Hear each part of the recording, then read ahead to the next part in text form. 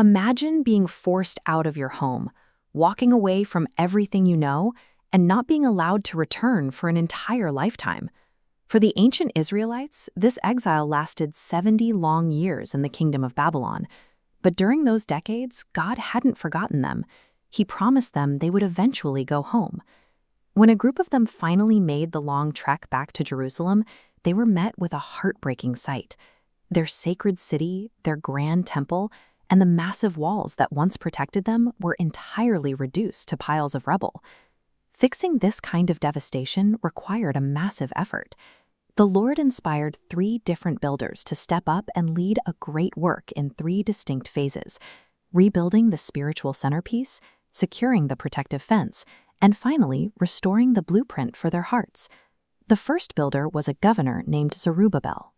Before doing anything else, he knew he had to rebuild the most vital structure in the city, the temple.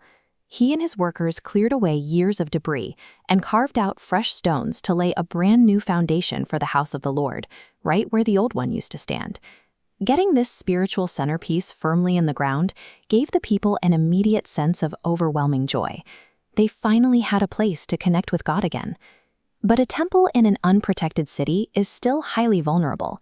The second builder, Nehemiah, took on the task of constructing massive stone walls around Jerusalem to keep external threats out. Neighboring groups hated this construction. They stood outside the perimeter, yelling insults, spreading lies, and eventually threatening physical violence to stop the work. Nehemiah didn't argue with them. He told his critics he was doing a great work, and he refused to engage. He kept his hands entirely on the stone.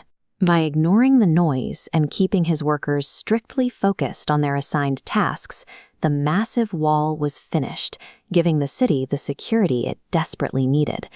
With the stones in place and the gates locked, Jerusalem looked like a city again.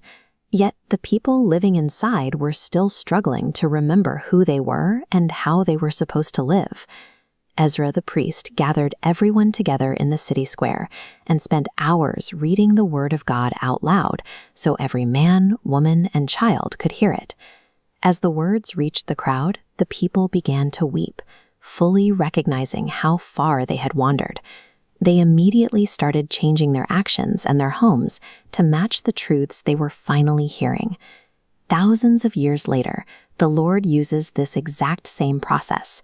Only now, the great work being constructed is your own life. You can follow Zerubbabel's example by making time to worship in the temple today.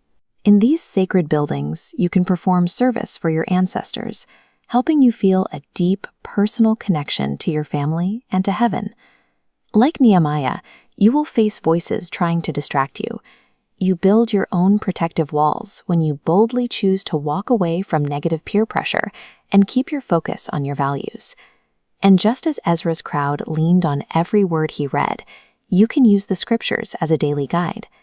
This helps you build a personal, unshakable core of belief that stays with you even when life gets difficult. Building a spiritual life from the ground up takes time, but when you follow the Lord's blueprint, you are constructing a life that is resilient, secure, and meant to endure forever.